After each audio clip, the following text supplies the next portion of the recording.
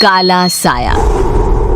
यूं तो बनारस घाट अपनी खूबसूरती के लिए बहुत प्रचलित है, पर घाट के किनारे कई राज लिए बैठे हैं। ये कहानी शुरू होती है बनारस के घाट के पास बने ममता निवास से, जहां प्रिया लाल जोड़े में ममता के घर उसकी बहू बनकर आती है। आओ आओ बहू, घर को अपने पैरों से पवित्र करो। ममता घर की दहलीज पार कर ही रही होती है कि अचानक एक बहुत गंदी सी बास पूरे घर में फैल जाती है।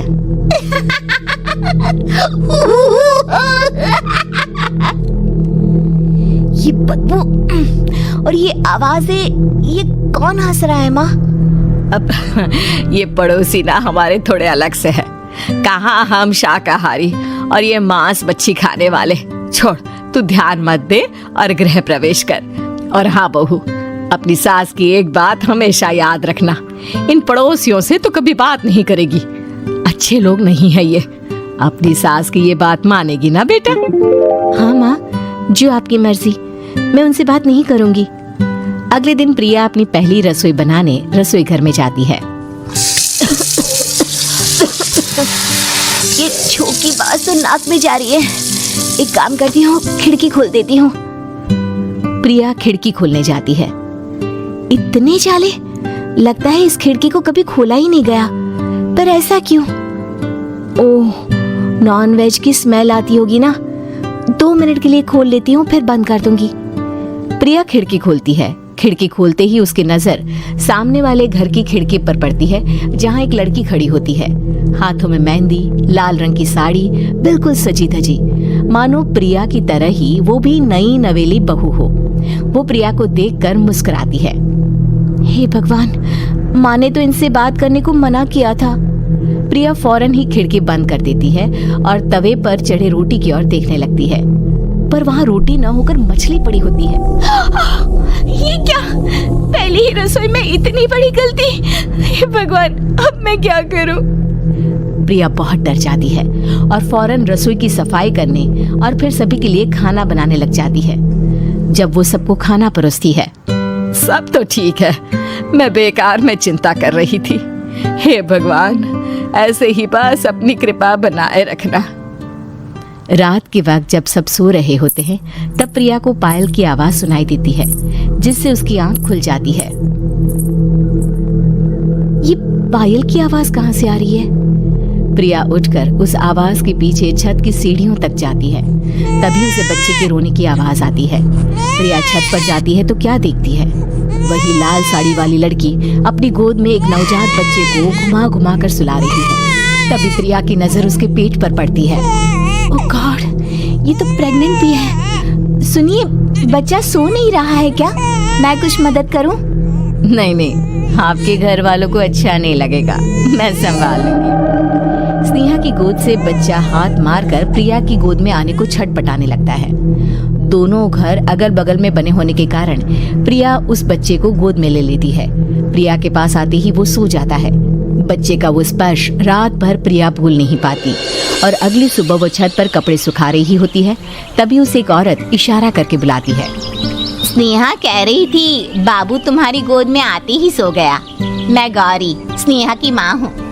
बहू, घर आना, बाबू को खिला भी लेना। शाम को जब घर पर कोई नहीं रहता, बच्चे से मिलने के लिए प्रिया छिपकर अपनी पड़ोसन के घर चली जाती है और कुछ देर बच्चे को खिलाकर वापस लौट आती है। इसके कुछ दिन बाद ही प्रिया को पता चलता है कि वो माँ बनने वाली है। ममता की खुशी का ठिकाना नहीं रहता।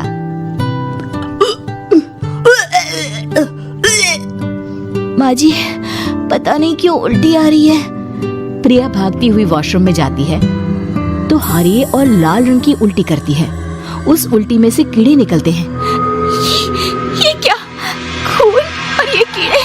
माँ! माँ! प्रिया की आवाज सुनकर ममता दौड़ कर आती है, पर बेसिन में कुछ नहीं होता। प्रिया हक्की बक्की रह जाती है।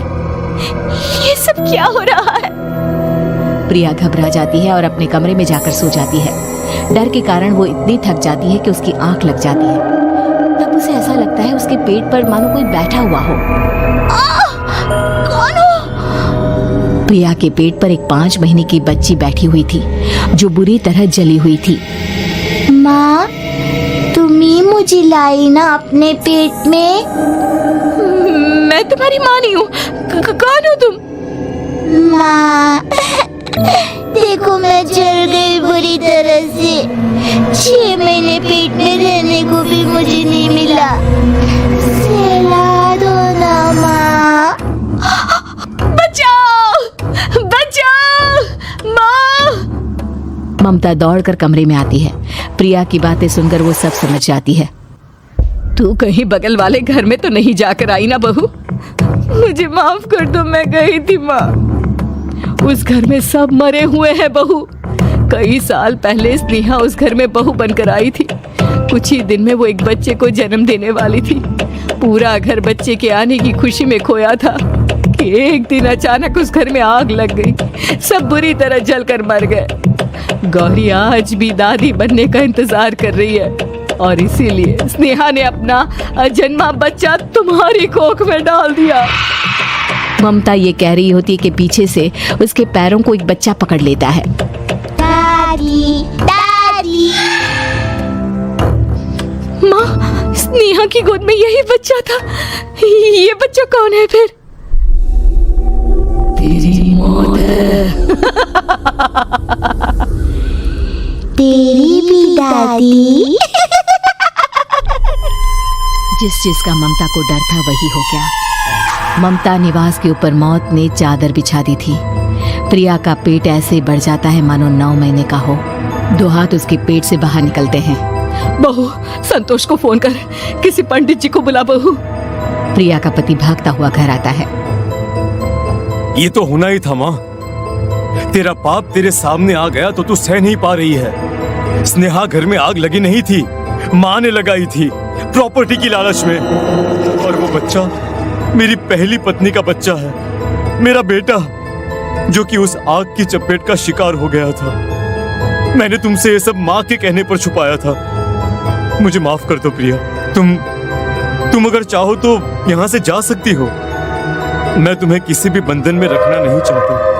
मेरी शादी हुई है आपसे, मैं आपको छोड़ नहीं सकती, पर उससे पहले हमें स्नेहा, उसकी माँ और बच्चे की आत्मा की शांति करवानी होगी। संतोष और ममता गौरी के घर जाते हैं। अंदर सब कुछ जला हुआ होता है। जमीन पर जली हुई लाशें बिखरी हुई थी। ममता रो रो कर अपनी करने की माफी गौरी से मांगती है। प्रिया स्नेहा के घर वालों का अंतिम संस्कार करवा देती है और ममता निवास फिर से आत्माओं के साए से मुक्त हो जाए। दोस्तों, हमें उम्मीद है कि आपको हमारी ये कहानी पसंद आई होगी। कृपया हमारे चैनल को सब्सक्राइब करें और सभी अपडेट्स के लिए बेल आइकन जरूर दबाएं। और हाँ, वीडियो लाइक और शेयर करना मत भूलिएगा। Bye bye.